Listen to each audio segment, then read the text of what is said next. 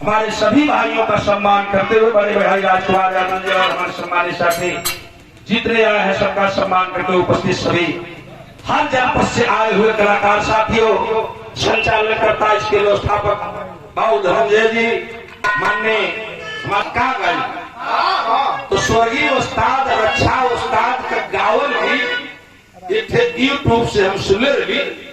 जब हम बिरहा बुढ़ौती में हम बतौली की धनंजय लड़का रहे दो एक बार बगल में सामने हो खड़ा होकर के मौका मिले है हमारे सौभाग्यवान 30 दिन हम बोल रही जो कैसे का नाम रहे कुदरत का करिश्मा।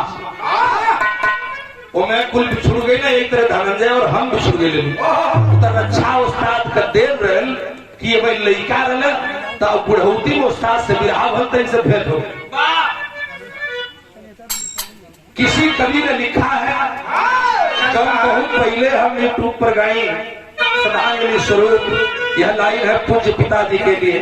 कौन सी लाइन है अक्षरा जी?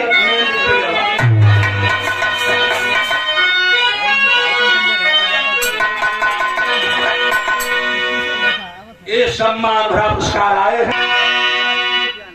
ये वही तन है जब बालक था उस्ताद रक्षा उस्ताद तो बाद में हुए सौरू मास्टर साहब विपिन बिहारी पाठके इनके समकक्षी कलाकार रहे। यह दोनों मेरे गुरु हैं इसलिए मैं कुछ कह नहीं सकता। तो सब लाइन है तो देंगे कि ये वही तन है जब बालक था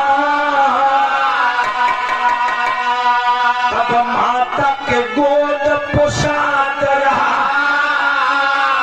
ये वही तन है जब जान भयो तब देख के लोग लोभात रहा।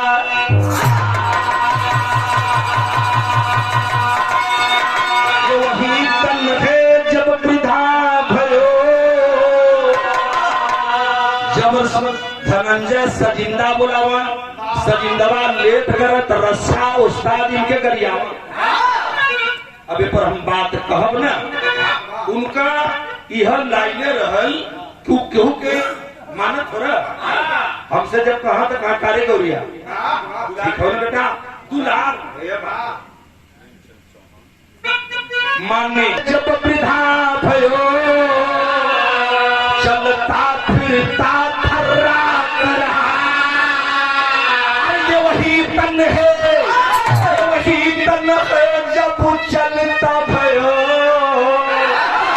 तब देख के लोग घिनात रहा।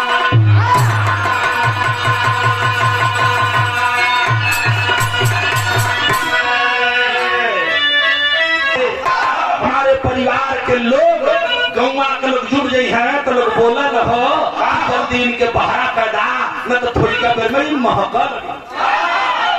यह संसार की रीति है यही नहीं। मैंने देखा है आपने देखा है जब खतवा पर निकल गई हैं तो महाराज जमराजा का खानदान के लोग जब अगिया दे दिले तो लोग घड़ी देखल कि ये मदे बहन के तना टाइम लगी हो।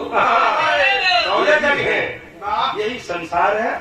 पूज्य पिताजी को श्रद्धांजलि देते हुए एक लाइन गीत लगी है।